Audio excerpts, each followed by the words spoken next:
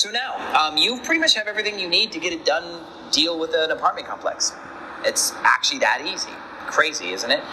You're using their lease. You're just having them, like, in an email, approve you on the extra terms that you've asked. And now, lastly, how do you get a deal done with a property, like, owner, right? What's different? Well, you'll go through all the same stuff, but the phone call is slightly different. So that phone call, when you called and said we're looking for a few units for a year or longer, your call will go like this. Hi, my name's Sean. Is this the owner of XYZ address? It is. Okay, pleasure to meet you. Hi, I have a corporate housing company, and we're looking to pick up a few homes in this neighborhood to add to our portfolio. I like how your home looks online, or I just drove by and I got your phone number. I'd like to meet you at the property, bring you a coffee. I'd like to take a look at the property and see if it will work for our business. And I'll, of course, like to tell you more about our corporate housing company and kind of what it is that we do, and see if there's a good fit. When can I meet you at the property? Done. Now you're going to do the same similar walkthrough where the homeowner's going to unlock the door and say, hey, check it out. You're going to make some small talk. It's your job to build rapport now, because not every landlord is a salesperson. They may not know to try to build rapport with you to get you to lease there. Now, it's important to meet the landlord here, too, because just like you wanted to look at the building, you want to look at the home, and you want to interview that landlord. Just like you check the culture of the property management company, you want to make sure that you don't end up with a negligent, stuffy, combative, egomaniac landlord. You want to avoid bad landlords, because it doesn't matter how you get the deal done.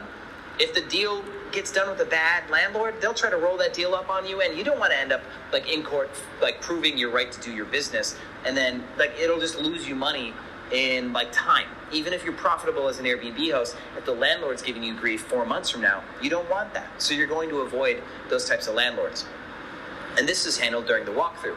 So talk with them, try to get their feel, make sure that they're not make sure you get along with them, really at the heart of it. So now you'll explain your business pretty much the same way. You're going to say, hi, yeah, so we're a corporate housing company. We do things a little bit differently. I don't know if you know much about corporate housing, but we typically will get a call from a business. And that business will say, we need to place a family in San Diego. And we then go find a home for them for however long they need. Well, we're doing things a little bit differently now. So what we're doing, instead of waiting on that phone call, we're picking up properties first. We are furnishing the places. We're making them beautiful, getting that thing photo ready, taking the photos, and then we're taking it to market. And we're going to market that property as a ready-made product, so somebody can say, we need something today, tomorrow, the next day, and it's available. There's no ramp-up time. We have it on inventory, and we believe that our business is so good at this that we can stay profitable by signing a lease with your home for 3 years. You'll never have a month that you're not getting rent paid, but we can stay profitable over that course of the 3 years by marketing it as a ready-made furnished accommodation. Now, I'm sure you have a few questions, so let me tell you a couple other quick facts about our business. We professionally manage multiple properties. We have full-time housekeepers that'll come, and they'll constantly be checking on the property, cleaning the property, keeping the property in wonderful condition. We'll hire a maintenance guy, and he'll be handling a lot of the little maintenance stuff, because timely responses are important when we have people paying us to live here. So we're really only going to call you for maintenance stuff that might actually be kind of bigger than we can handle with our maintenance guy. So this will be way more hands-off. We'll probably be one of the easiest tenants you'll ever have, maintenance-wise. And also, since we're keeping it for multiple years, you have perfect rent, 100% occupancy. And if we're profitable, we'll renew the lease after a few years. We may be the last tenant you'll ever have at this property, which is going to be awesome. If we ever do move out, we've kept the property in pristine for-sale condition the entire time, because we're selling it too. So if you ever need to show the house for sale, the home will be ready, because it'll be in beautiful condition. So I want to be your partner with this. And if you have extra properties in the neighborhood, we could do a deal for more than just this property if we like your other ones too. Isn't that awesome? So now, your explanation to the landlord was talking about all the benefits to him or her, why renting to you is probably the coolest idea ever. And so this is really what you want to do to sell a landlord. He's going to give you different questions, and you're going to be much more pointed now.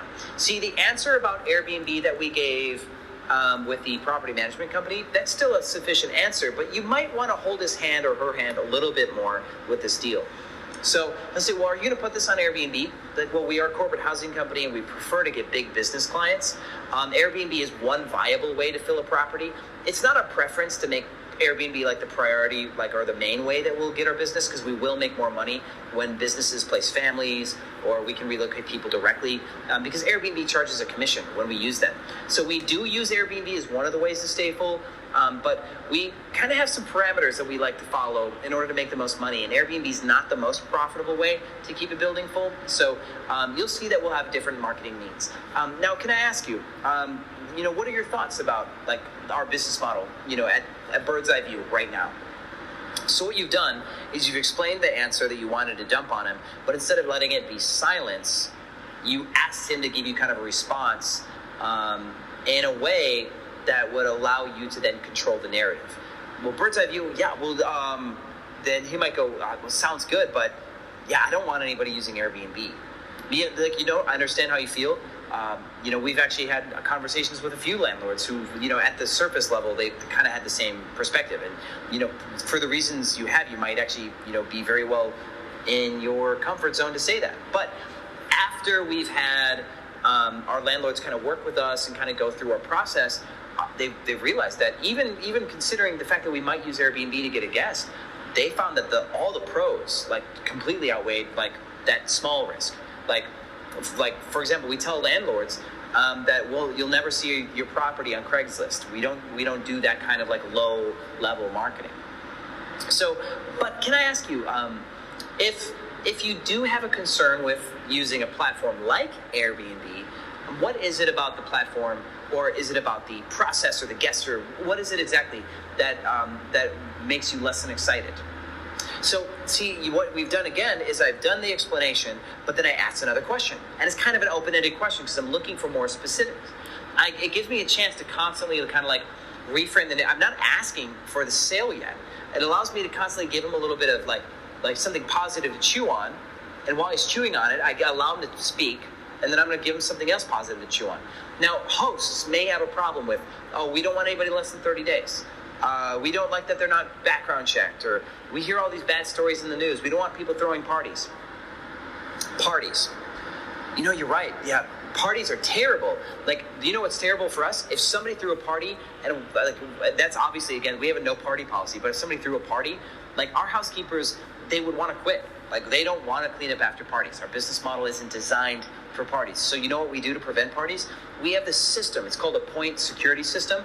It not only monitors like sound, but motion and heat and all these other things. So 24 hours a day, somebody can kind of tune in, and if it gets too loud outside of quiet hours, we'll know immediately. And we've noticed that if somebody's trying to misbehave at a property, parties or otherwise, noise is usually a precursor to problems. So we set up security systems, electronic locks to make sure that people can't copy keys, and all sorts of other fun security devices to keep your home safe and to make sure that we can manage your property without having our housekeepers mad at us.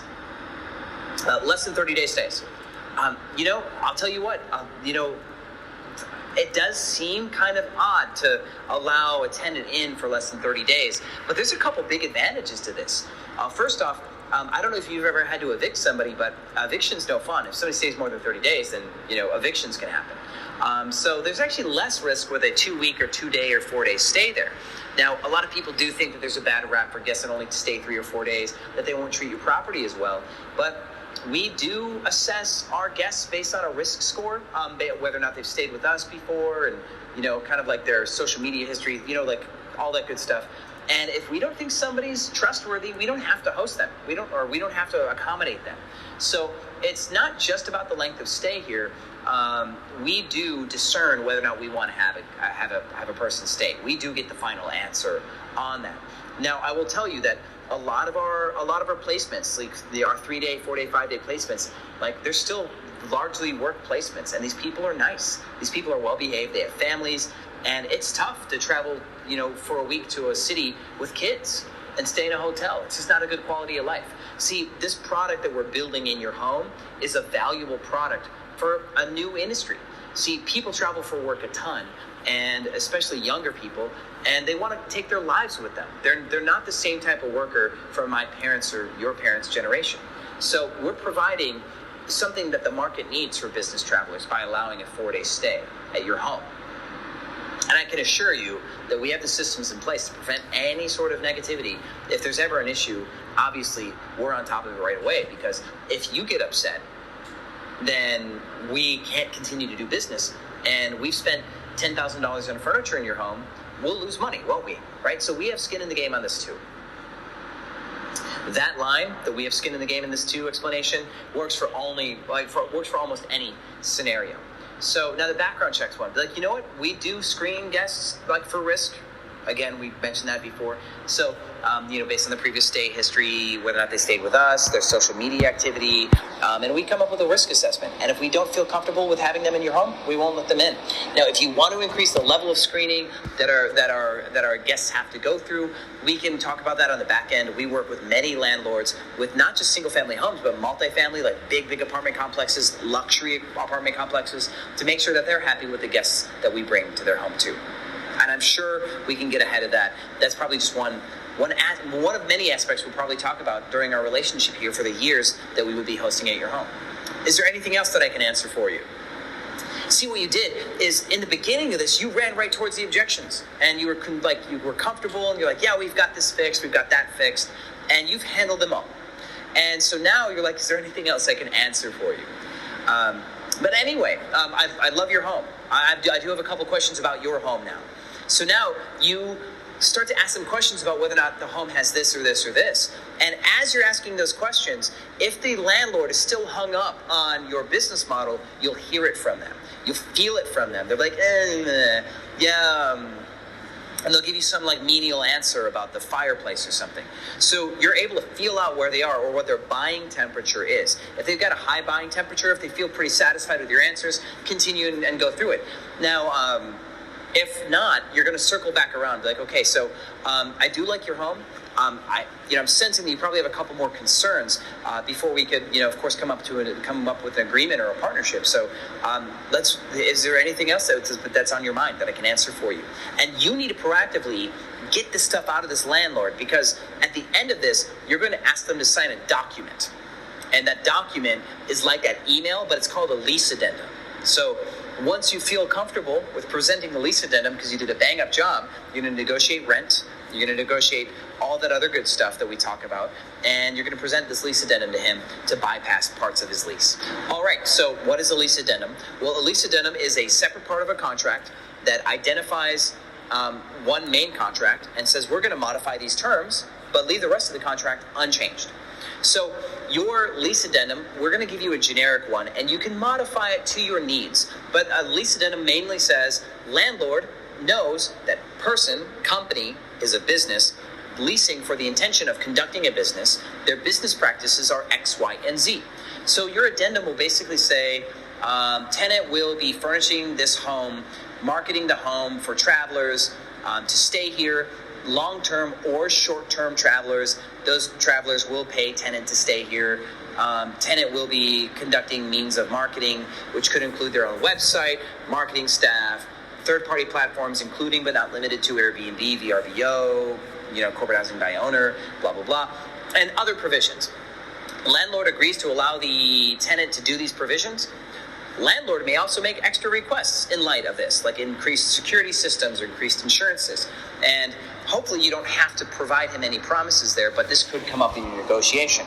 They may ask you for some extra stuff. As long as it's not extra rent, you're doing well. Okay, so in this case too, if you do a bang-up job, the fact that you could be signing for 3 years or longer or taking multiple properties could arguably get you a lower rent. I have a property here in Philadelphia, the Unicorn House. They wanted $2,150 a month. I offered them $1,900 or $1,870. I offered them $1,870. They said no. A month and a half later, they said yes. And I'm like, well, it's the middle of the month. We'll take it, but we also want the first 2 weeks free. And they said yes. $1,870 and 2 weeks free. Crushed it. And so that was like $200 off the rent, $250 a month off the rent, over 10% off the market rate of rent, because we are signing a 3-year long lease. It's powerful. So this is the core of how you pick up a property, how you negotiate with landlords, how you negotiate with apartment complexes, and the addendum that you'll need. Final advice: when you go meet with an apartment complex or a landlord, make sure you're presentable, well-groomed, brush your teeth, make sure you got a good night's rest, and be friendly and be calm. I like to pretty much just accept tomorrow will be what tomorrow is before I go to bed. If you spend the whole night worried and stressed out about like, oh, I hope this meeting goes well, you'll be all nerves. So the night before, be a little stoic. Be like, the meeting will go as the meeting will go. And I will be as ready as I possibly can be, and that's going to be okay. And just let it go. And then focus on calm, peace. You don't cram the day before, right? All this stuff, this course that you're taking, you're doing this stuff weeks or a week before you talk to a landlord, and practice it a little bit in the mirror, practice with your friends, and be ready for it before the day before. That's kind of important. So kind of have your whole thing ready so that way you can relax the night before, go to sleep, and, of course, enjoy the day. Enjoy the fact that you got a chance to talk to a landlord, and you're going to have an Airbnb property. Make sure your handshake's good, you make good eye contact, talk slow, unlike me, right? You talk fast, you get people excited, so you really want to make sure that when you do talk fast, you talk about things that they like, okay? Right? So, but dress well. If you are dealing with a landlord for a single family home, you don't have to overdress. I can be a little overdressed with a suit and a tie and a pocket square, but it's really my style. And I have a coffee, so I'm always like busy coffee suit guy.